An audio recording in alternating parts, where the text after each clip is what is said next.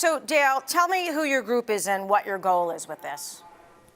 We are Ohioans Against the Deceptive RX Ballot Issue. And my name is Dale Butland, and I am the Communications Director. Right. So, but tell me who the group is that is behind this and what do they want to achieve with it? So we have a coalition of 41 different organizations that are comprised of doctors, nurses, veterans, the business community, organized labor, and so on. In fact, there are 30,000 doctors, nurses, pharmacists who are part of our coalition. You can see them yourself on our website, deceptiverxissue.org. And these are people who are concerned that this ballot initiative, while it sounds good at first blush, most of us learned a long time ago, that things that sound too good to be true usually are. Okay. And this ballot initiative, according to the experts who have studied it, not only won't fix the problem, everybody agrees that regular Ohioans need access to affordable prescription drugs. But the experts who have studied this have said not only will this not fix the problem, but it's actually going to make it worse by increasing drug prices for most Ohioans and also reducing access to needed medications. Okay. How would that happen? Why is that? You're saying that could happen. Why? Yeah. Well, to start with, 2/3 of the people of this state are not covered under this ballot initiative, because remember, the initiative only applies to drugs that are bought by the state government. 2/3 of Ohioans do not get their prescriptions from state programs. They get it through private insurance Okay. Provided by their employer. Maybe they're on Medicare. Medicare, of course, is a federal program, not a state program. Sure. So none of those people are covered. And even if this ballot initiative could work, which the experts say it can't, but even if it did, and the drug companies were forced to sell drugs to the state for the VA price, like most businesses, they'd probably simply raise the prices on people who aren't covered by this, which is a majority of Ohioans, about 64%, 7 million people. Okay. Is this proposal similar to what was on the ballot in California? Yeah, this ballot proposal is virtually identical to a proposal that was on the California ballot last year and that went down fairly heavily by about 6 points.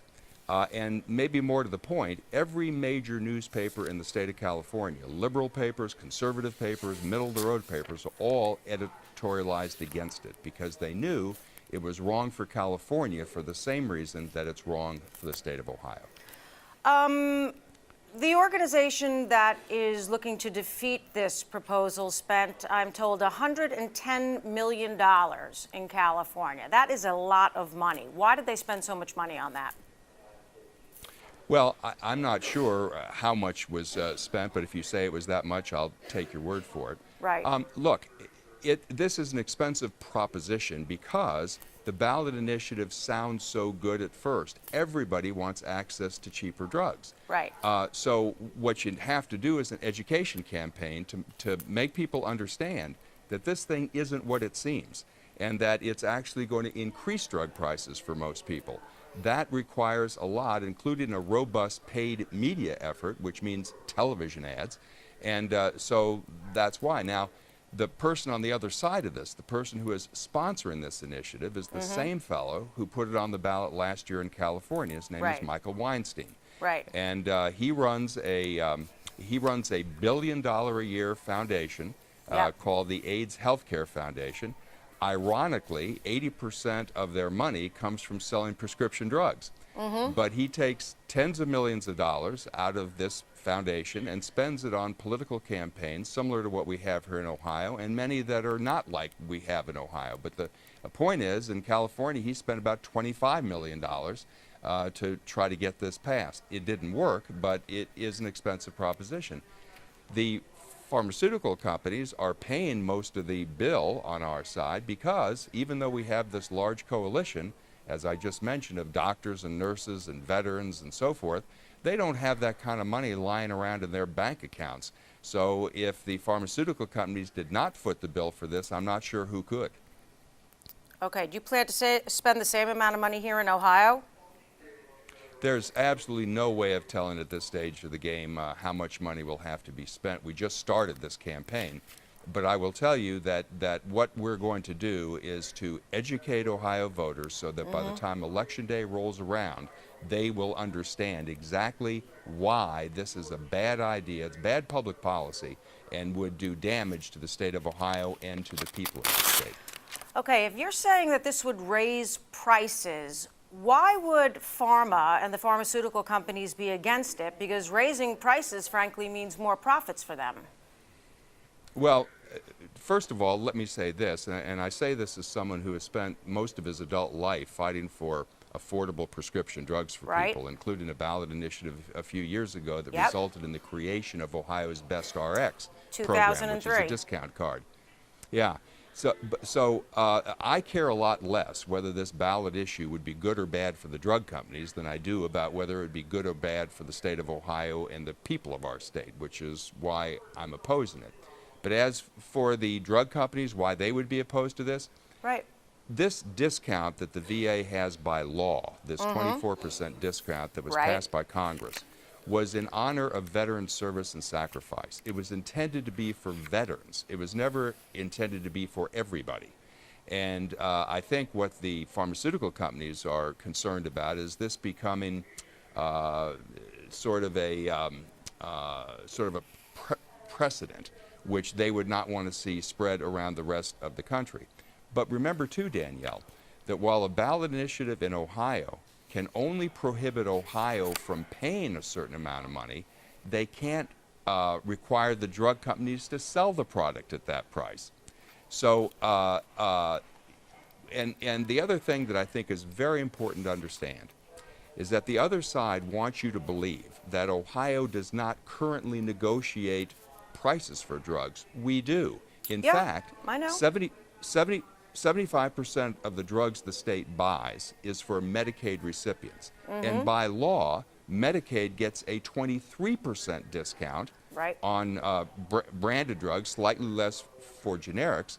But the bottom line is that the three former Ohio Medicaid directors who have looked at this and served under both Democratic governors and Republican governors say that while we can't know exactly what the VA pays because there are additional discounts that the VA negotiates, just like Ohio does, we negotiate for additional discounts beyond the 23% mandated discount that we get. But the Medicaid directors say we're already paying pretty close to the VA price for 3/4 of the drugs we buy.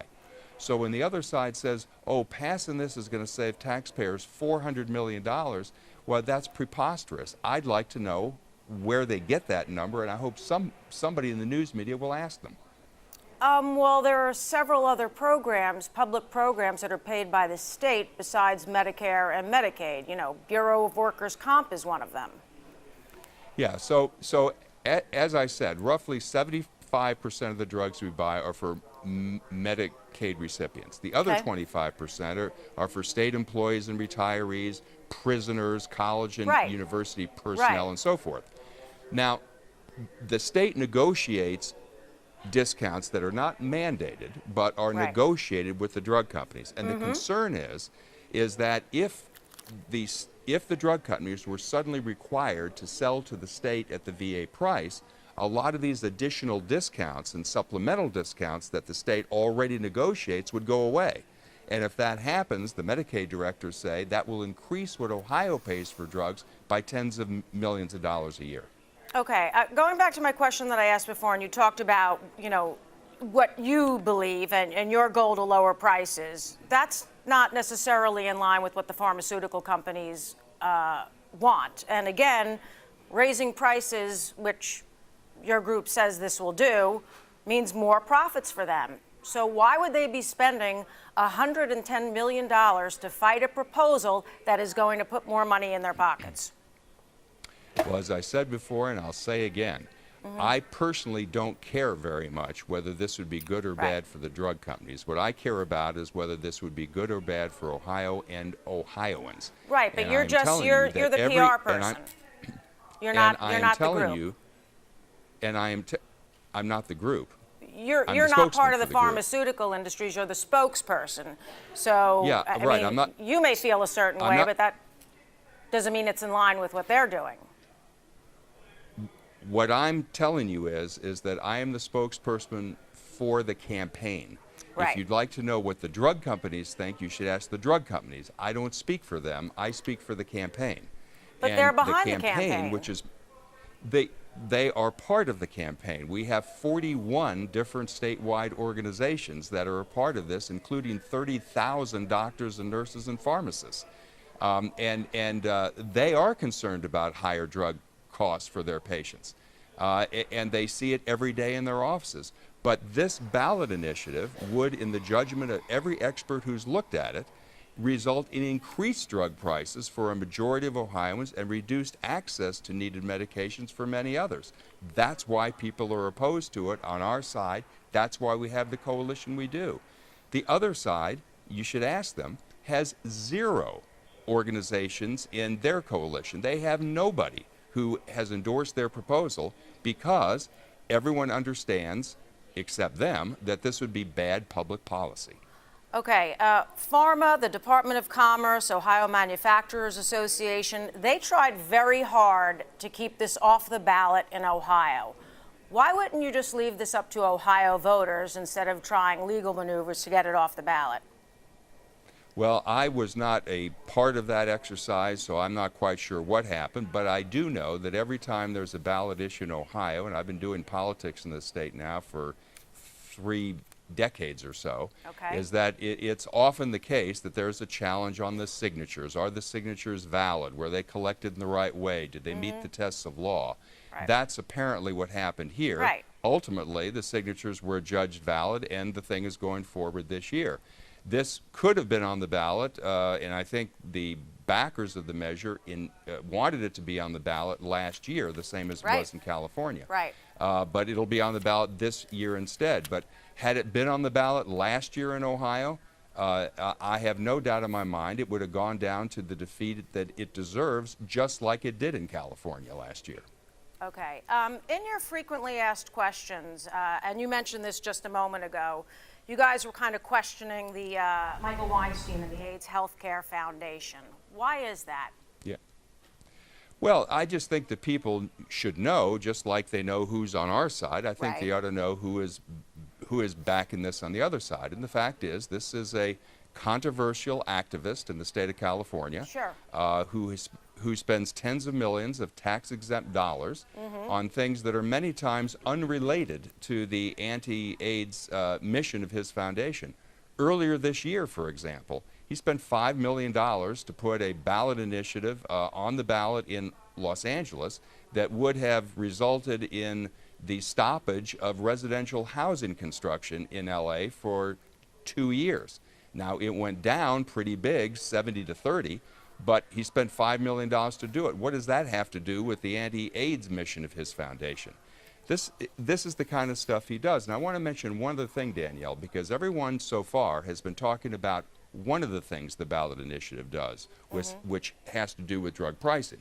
Right. But the other piece is, hidden away in this ballot initiative under paragraph G is the unprecedented right that it would give the 4 named sponsors of this initiative, 3 of whom work for Mr. Weinstein, would give them the unprecedented right to intervene in any legal challenge that is filed against this initiative if it's passed and becomes law, and would require the taxpayers of this state to pay their legal fees. That's never been done before in the history of the state of Ohio. And given the fact that Mr. Weinstein and his foundation are very litigious, they filed some 53 lawsuits against government agencies in various states around the country, including 3 here in the state of Ohio already. This could get very expensive for taxpayers of the state. That's not totally correct, because actually what the proposal says is that the people behind this would have to pay a civil fine of $10,000 apiece if the court finds the law unenforceable. So it's not completely transparent that they're going to have to, that the state's going to have to pick up the cost of any lawsuits.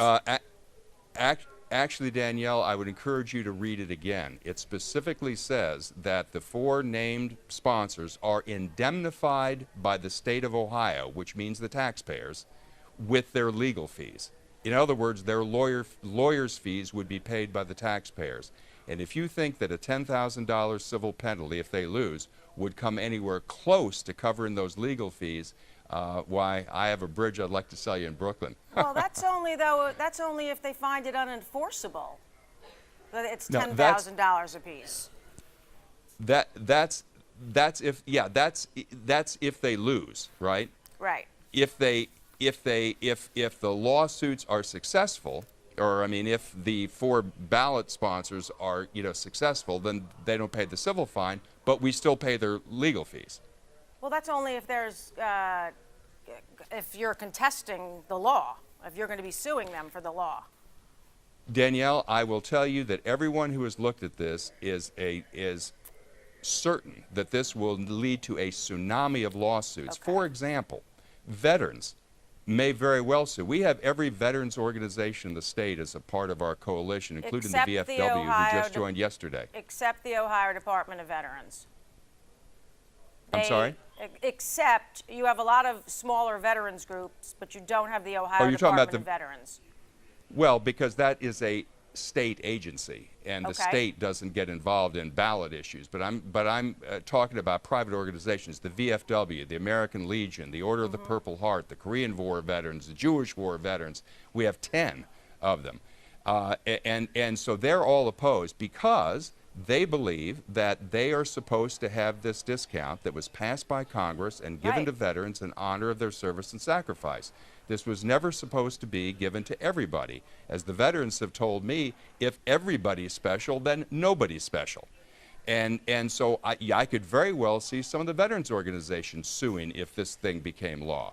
Now, We need to expand. who would pay the legal fees for, this has never been done in the history of the state of Ohio, Danielle. We have never had anything on the ballot that says that if it's challenged in court, Okay. because remember, the Attorney General of Ohio, by law, defends the state when it's sued, right? Yep. But under this ballot proposal, these guys would get to hire their own lawyers, and who would sit presumably side by side with the Attorney General, and would intervene in this lawsuit, and we're covering their legal fees. That's never been done in history, and I think the voters ought to know about this before they cast a ballot on this Yeah, issue. I absolutely think they did. But we're running out of time, so let's go to a couple of things. You said that there were so many groups that looked at this proposal and are against it, that it's not going to Yeah. work. Well, the Yes. analysis that was put out of the statute was funded by the pharmaceutical research and manufacturers. You say it's independent and objective. How could this possibly be objective if pharma represents the pharmaceutical industries whose profits would be negatively impacted by this initiative? How could it be objective? Well, first of all, it is not clear, as you just mentioned yourself a moment ago, it's not clear that the profits would be negatively affected. But leave that aside. Okay. The two authors of this, and now we have a third person. These are 3 former Medicaid directors who are nationally respected in their fields. They've worked for both Democratic and Republican governors. And to the extent that, and I'm not saying that you are, but the other side is always trying to denigrate them as hired mercenaries. But they I are think they hired. deserve better than. Well, I think they were deserve. paid. Well, but if you're suggesting that their analysis is flawed as a result of that, or somehow biased as a result of that, I would simply say, then where's the other guy's analysis? Where is the analysis saying that this is a good public policy idea? This has also been analyzed, by the way, by a former state budget director, who also says that this is bad public policy and that it would end up costing the state rather than saving the state money. Okay. So I would say that every analysis that's been done has found the same thing. I'm perfectly willing to argue the case if you can find me an expert that says otherwise, but so far the other side has produced nobody. Okay. I'm going to ask you one more question about this. And, I looked at the date. The independent study was released in September 2016. Why 6 months earlier than the study was released did pharma sue to try to block the initiative before going to the voters? As I said, Danielle, I was not involved in that. I have no idea. All I can tell you is that it's not unusual to have a ballot initiative, to have the signatures challenged and so forth, which apparently is what happened here. but I don't think that has anything to do with the veracity of the study. I haven't found, and I think this is fair to say, that the other side has not challenged anything that's in the study. Everything there is pretty carefully footnoted. It's referenced. And I would ask one other thing, Danielle. When the other side was thinking about putting this on the ballot issue, this has been kicking around in Ohio, as you just mentioned, for about 18 months now. Yeah. Never Certainly once, since 2015. never once has Mr. Weinstein or any of the ballot sponsors ever gone to any expert here in the state. They've never gone to the state itself. They've never gone to the Medicaid department. They've never gone to any affected entity to say, would this work? What do you think about this? Is there some way that we could do it better? They haven't had one discussion with any legislator, with any state agency, with any organization, with any doctors, any nurses, nobody. They just put it on the ballot, and then they complain when the experts look at it and say this is not a very good idea. But these are things they could have learned a long time ago had they had any interest in doing that. Okay, let's go back to then quickly Michael Weinstein, and then we'll talk about prices and access to. You talk about him and all the money that he spent to defeat this measure and all the lawsuits that he files. But why would an agency whose mission is to reduce prices of HIV and AIDS drugs be in support of something that would increase those prices? I mean, this is a guy who his agency treats 600,000 people in 36 countries. This is his sole mission. Why would he want something that is going to hurt the people who need to buy the drugs? Well, first off, it should be the sole mission of his foundation. I'm not sure it is, as I just indicated to you before, because Mr. Weinstein spends tens of millions of dollars on many things that are unrelated to that. But there's no question that the AIDS Healthcare Foundation has done some good work in the past, and they are continuing to do good work around actually the world on this subject. But let's remember how this becomes a billion-dollar foundation. Mr. Weinstein buys these anti-AIDS and HIV drugs at a very reduced price in something called the 340B program. Okay. So he buys them at a very reduced rate, but those discounts are not passed on to the people he treats. When he charges insurance companies and so forth for the treatments, he bills them the full amount, and the difference between what he paid for the drug and what he's selling them for goes into his foundation. That's how it becomes a billion-dollar foundation. It's also worthy of note that So this ballot initiative.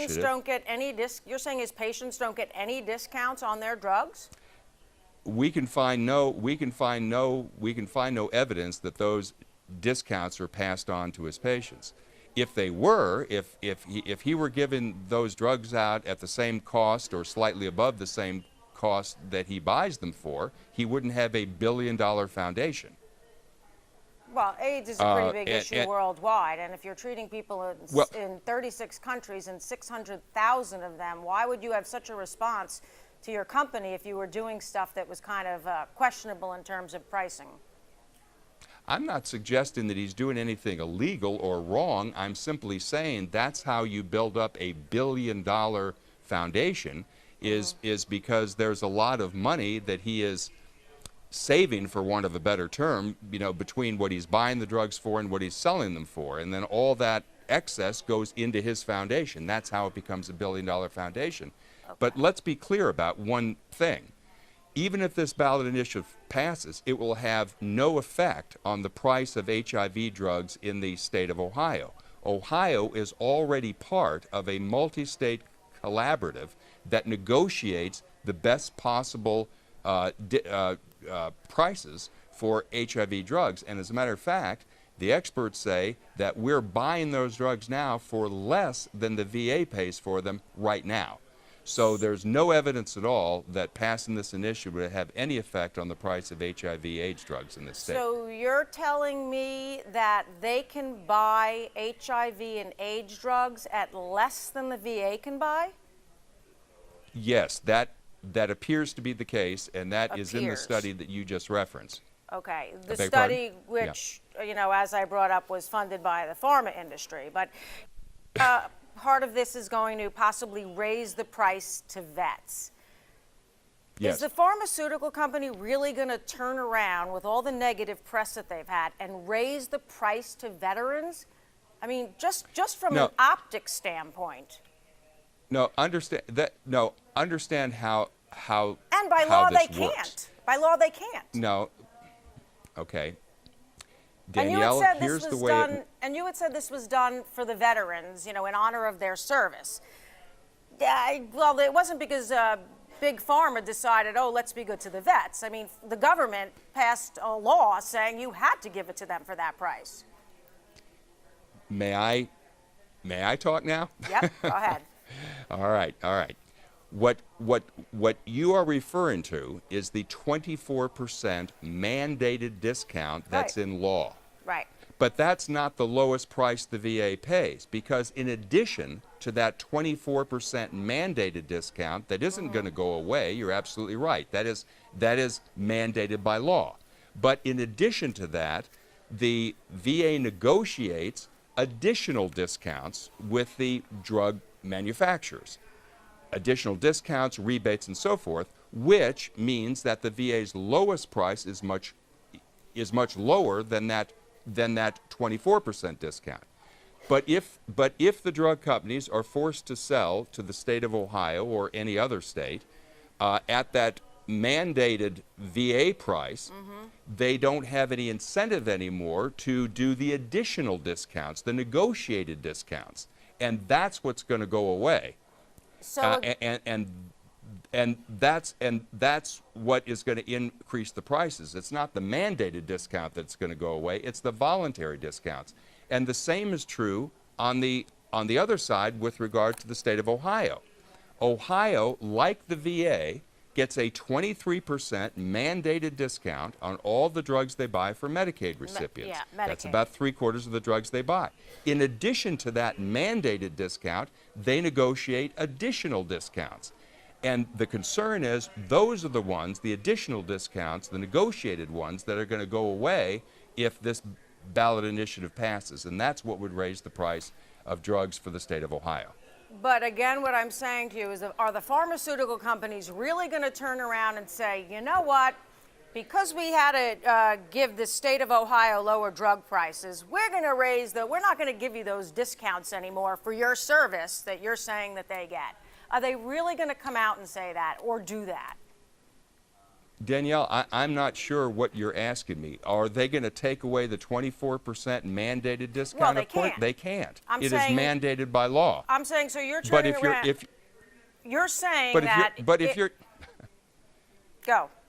But what the ballot initiative proponents are saying is that the discount that is now for the VA should be extended to everybody, including the state of Ohio. Yeah. That was never the intent of the law. That was never the intent of the law. It was never intended to be for everybody. It was intended to be for veterans in honor of their service and sacrifice. And if everybody's special, Danielle, nobody's special. Right? Well- It's like a restaurant. If a restaurant says, for veterans, we're going to give a 20% off their dinner bill. And then everyone comes and says, well, wait a minute, if you're going to give that to veterans, then I want that too. Well, why do they What give does it the to restaurant Medicaid do and in that? Medicare? Why do they give a discount What- to Medicare and Medicare? Because it's mandated by law, just like the Exactly. VA is. So when they're trying What- to mandate this by law to the citizens of Ohio. But it is mandated for Medicaid recipients, not for everybody. And the voluntary discounts, the negotiated ones that are not mandated by law, those are what possible incentive would the drug companies, or frankly any other company selling anything, have to negotiate additional discounts if they're required to give a mandated discount that's supposed to be for one group to everybody? I mean, a restaurant wouldn't do that. But on the same thing, if the state won't buy for the price that you want to sell it at, you're going to say the farms are just going to walk away from all that business? I mean, that's just not plausible. They could take their business Really? to other drug manufacturers.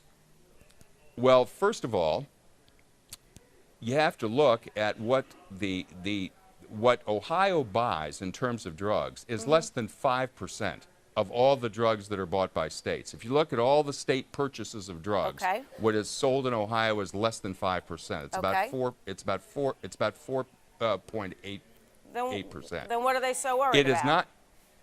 It is not clear to me that the drug companies would be interested in continuing to sell drugs at this price, which they're not mandated to do, because No. remember, as I said before, all the ballot issue can do is prohibit the state from paying more than a certain price. But it can't force the drug companies to sell the product at that price. So it's not clear to me that the drug companies wouldn't say, you know, this is not a precedent that we care to set, and so we won't sell the drugs at that price. And then- Because it's going to and then reduce what their does Ohio do? profits. And then what does Ohio do at that point if we can't get the drugs? But we have a law in place saying that we can't pay more than the VA price. What if Ohio cannot negotiate that price with the drug companies? Then what? Okay, so tell me which manufacturers are going to say, well, we're not going to give it to you for that price. Tell me which, you What do you mean? represent this industry, which drug manufacturers are I going to don't- come out and Danielle, say, we're not going to give you that price? I do not represent the industry, Danielle. I represent the campaign. If you'd like to talk to the industry, I'm sure I can find somebody who would be willing to do that You for represent the But campaign, right which is now, I'm talking funded- about the campaign. You represent the campaign, which is mostly funded by the pharmaceutical industry. So the pharmaceutical industry that this campaign is being funded by, I'd like to know which manufacturers are going to come out and say, we're not giving the VA any more discounts, and because we have to give Ohio a lower price, we're not going to give you discounts anymore. In fact, we might not even sell to you. Who is going to come out and say that? I'd like to know the drug company. Danielle, I don't know the drug companies. I don't represent the drug companies. I don't speak for the drug companies. I am just telling you what the experts have said. The experts who have studied this have all come to the same conclusion. Now, if you want to challenge them, fine, but I can't give you the name of drug companies because I don't represent the drug companies. But you're representing the campaign, which is being funded by manufacturers. So if these We have 41. Danielle, I also represent in this coalition, we have 30,000 doctors and nurses and pharmacists. I don't speak for the doctors. I don't speak for the Ohio Medical Association or the Ohio Nurses Association or the Ohio Pharmacists Association. They are all members of this coalition too. But if you want to know why they have opposed the thing, I suggest you talk to them.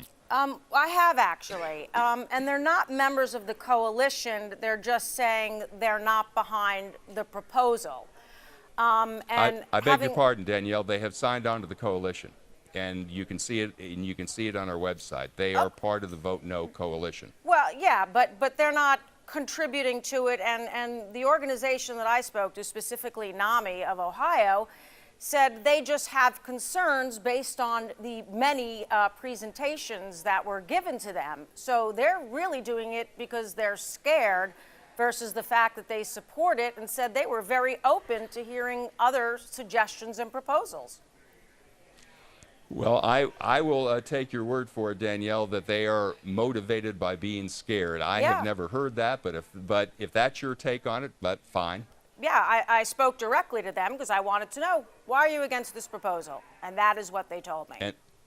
And they said because we're scared? Yeah, they're worried that their patients will not get the drugs that they need or that their prices will increase. That is exactly what they told me. That's exactly what I've been telling you too. But for some reason, you won't accept it from me. But, well, what I'm saying, well, the reason why I'm having difficulty in accepting this is because, first of all, there's no proof that's going to happen. It's all, it may happen. And second of all, the analysis, again, that says that this is maybe going to happen was funded by the pharmaceutical industry, who has an incentive to keep prices up. They don't want to Let me decrease ask you their this. prices. Why would they? For the sake of our discussion, Danielle, Okay. if you want to conclude that the 3 former Ohio Medicaid directors and the state budget director Who were have paid. a study that is compromised because they were paid. Yep. Then maybe you can explain to me why every newspaper in California, including the LA Times and the San Francisco Chronicle, who are very progressive papers, can you explain to me why every single paper in the state of California editorialized against this initiative? Is it because that they were all bought too by the pharmaceutical companies? Or do you think that maybe there may be something wrong with this proposal? I don't know, and that's a very good question, and I certainly will look into that, and I appreciate you bringing that to my attention. I don't know if it's the same reason that some of the groups have signed on, because they are scared of what could possibly happen.